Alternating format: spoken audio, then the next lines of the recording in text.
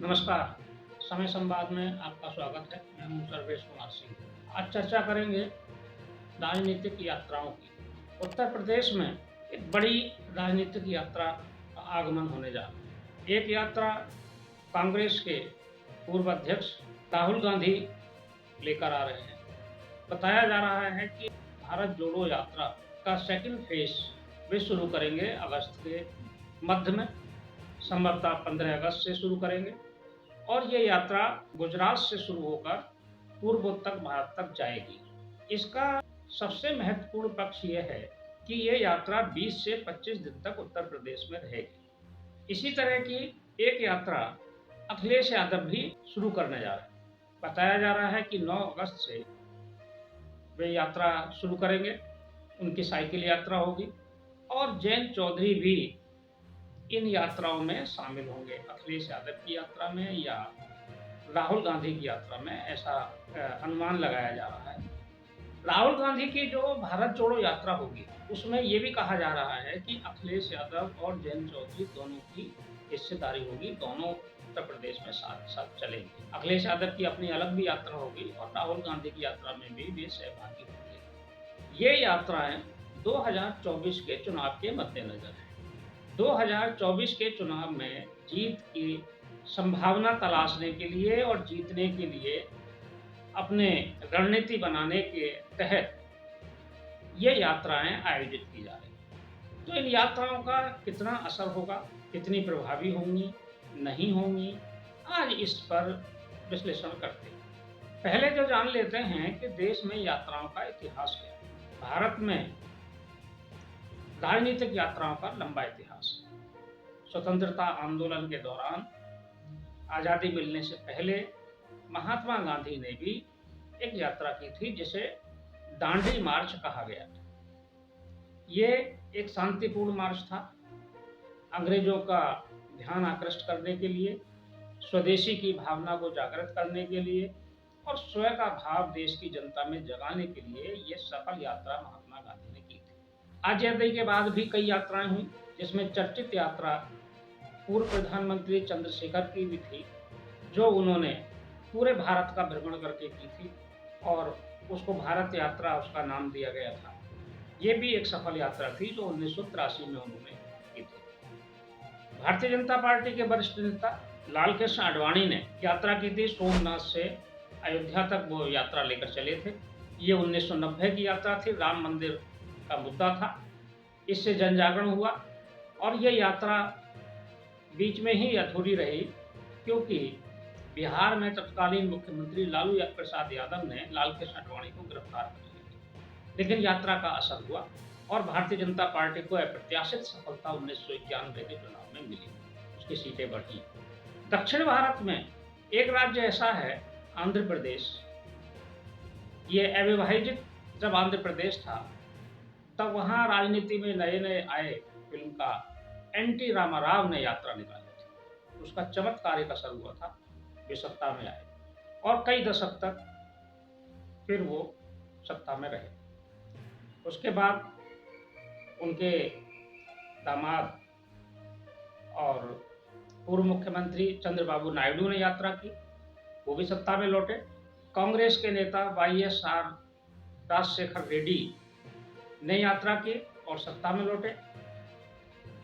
तो राजनीतिक यात्राएं लाभदायक तो होती हैं, इसके परिणाम आते हैं और अनुकूल परिणाम आते हैं। कभी भी ऐसा नहीं हुआ कि यात्रा कोई निष्प्रभावी रही हो या निष्फल रही, उसके लाभ जरूर मिलते हैं। अब देखना है कि जो आगामी यात्राएं, जिनसे कांग्रेस को बहुत बड़ी उम्मीद है, समाजवादी पार्टी को उम्मीद है कि वे 2024 के चुनाव में कुछ चमत्कार करेंगे। इंडिया बन गया है, अब यात्राएं इंडिया के बैनर पर होंगी या कांग्रेस की अपने निजी बैनर पर होंगी, ये भी अभी देखने वाली बात है। क्योंकि कांग्रेस यात्रा को, भारत जोड़ो यात्रा को लेकर उत्साहित तो है।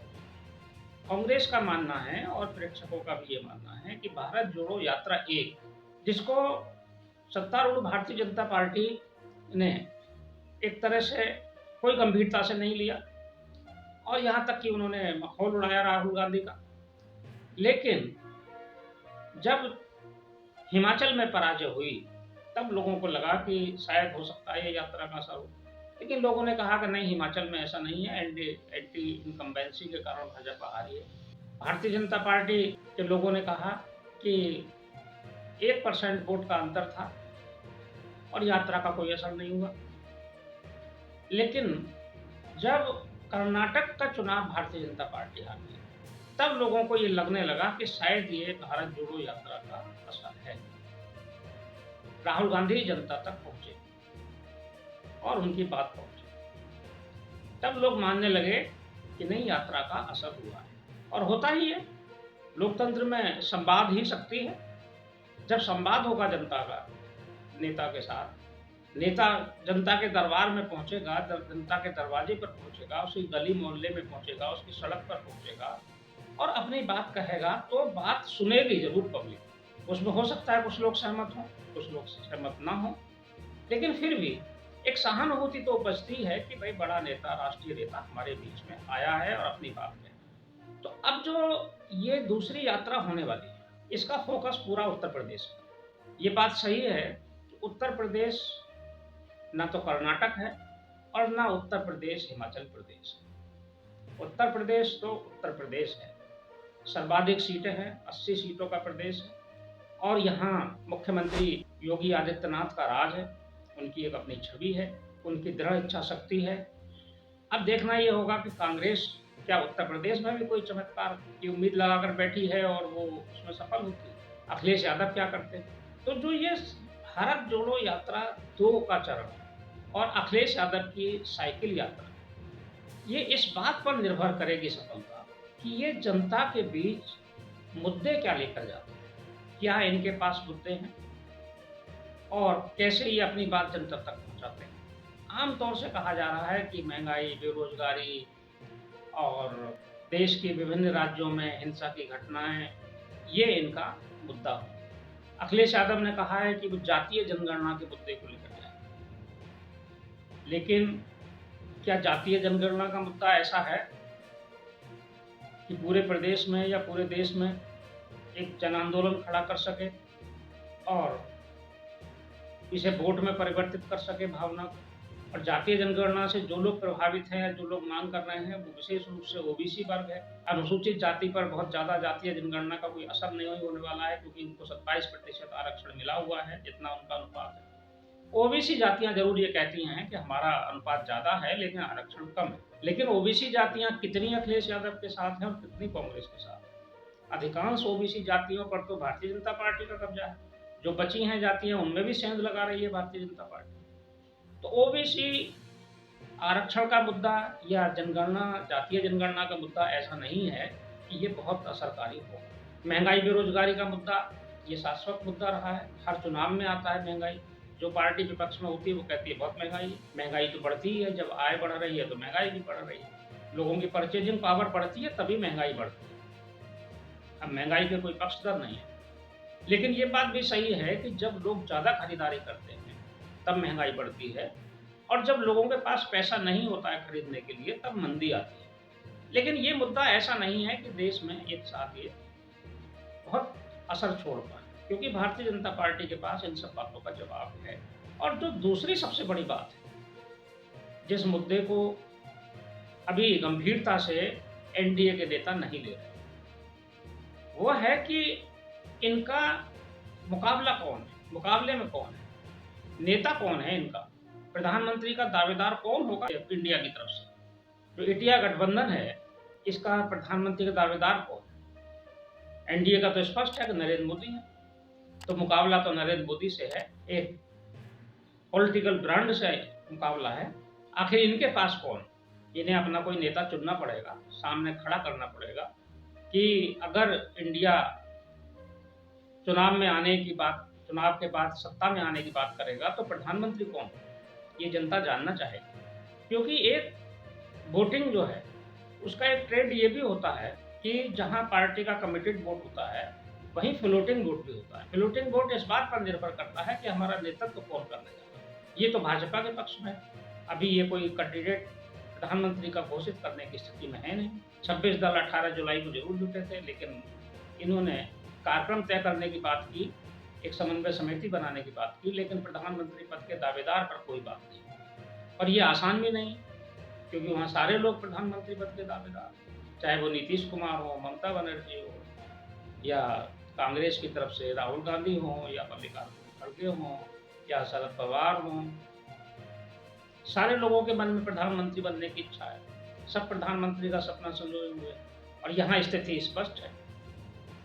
तो ये इनको जनता को बताना पड़ेगा। इंडिया के नेताओं के पास ये मुद्दे तो हैं, गरीबी की बात कर लेंगे, महंगाई की बात कर लेंगे, पूर्वोत्तर की बात कर लेंगे, लेकिन जब ये बात आएगी कि नेतृत्व कौन करेगा, तब ये सही जवाब जनता को या संतोषजनक जवाब नहीं दे पाए। आने वाले समय में यात्रा से समाजवादी पार्टी क्या हासिल करेगी और कांग्रेस क्या हासिल करेगी और जयंत चौधरी क्या हासिल करेंगे, ये भी देखना होगा। क्योंकि अभी फिलहाल की स्थिति तो ये है कि इन तीनों दलों के सामने अपना अस्तित्व बचाने का संकट है। आगामी लोकसभा चुनाव में जहां 80 सीटों पर चुनाव होने जा रहा है, उसमें आज की स्थिति यह है कि समाजवादी पार्टी के पास मात्र 3 लोकसभा सीट हैं, 3 सांसद है, मुरादाबाद, संभल और मैनपुरी।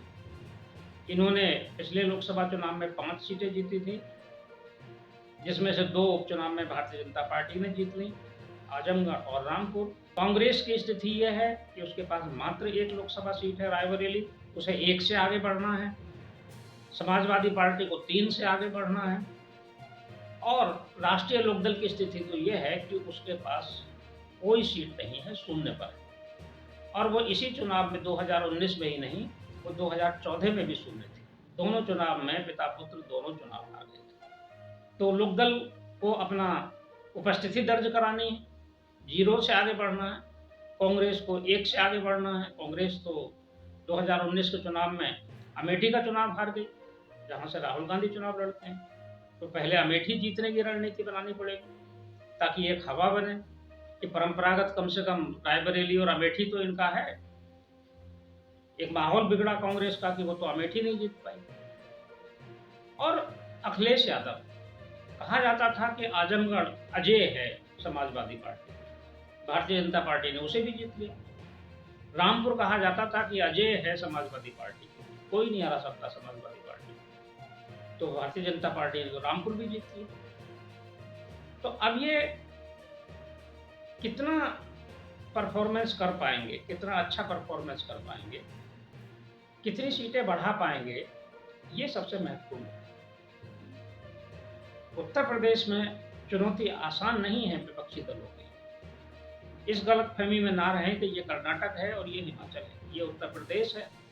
यहाँ जहाँ योगी आदित्यनाथ मुख्यमंत्री हैं, प्रधानमंत्री नरेंद्र मोदी से मुकाबला तो है ही, उत्तर प्रदेश में योगी से भी मुकाबला है। योगी की अपनी एक छवि है, ईमानदारी में छवि है, कड़क प्रशासन की छवि है, त्वरित निर्णय लेने की छवि है, और आम जनता के बीच सक्रिय रहने की भी छवि है। तो ऐसे योगी और मोदी के उत्तर प्रदेश में, क्योंकि प्रधानमंत्री नरेंद्र मोदी का क्षेत्र भी उत्तर प्रदेश ही है, वाराणसी से सांसद है, तो इन दोनों के राज्य में ये यात्राएं कितना असर करेंगी, ये यात्राओं के पूरे होने के बाद और चुनाव परिणाम से ही पता चलेगा।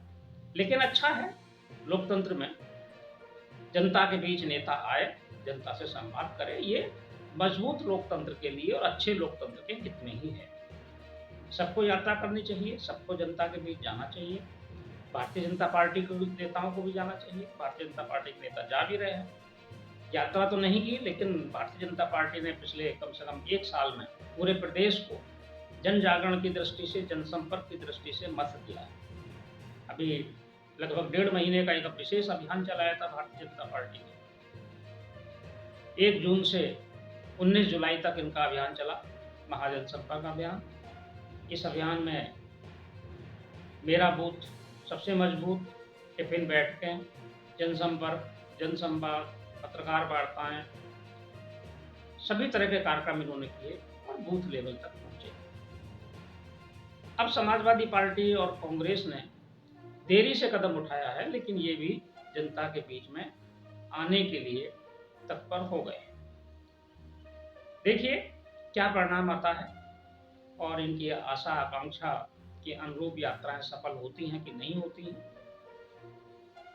तो ये तो तय है कि चुनाव रोचक होगा, और अगर ये तीनों दल मिलकर चुनाव लड़ते हैं, कांग्रेस, राष्ट्रीय लोकदल और समाजवादी पार्टी, तो कुछ सीटों पर चुनौती जरूर खड़ी होगी भारतीय जनता पार्टी के लिए। लेकिन समाजवादी पार्टी और कांग्रेस से, राष्ट्रीय लोकदल से, यहाँ की जो एक अन्य प्रमुख पार्टी बहुजन समाज पार्टी, उसने दूरी बना रखी। ये इनके लिए सिरदर्द साबित हो। बहुजन समाज पार्टी का अपना वोट बैंक है, दलितों में है, मुस्लिमों में भी है, और ये इनकी यात्राओं को गैर असरकारी भी कर सकते। तो आज इतना ही समय संवाद में, कल फिर मिलेंगे किसी खास विषय के साथ। तब तक के लिए मैं सर्वेश कुमार सिंह आपसे विदा लेता हूँ।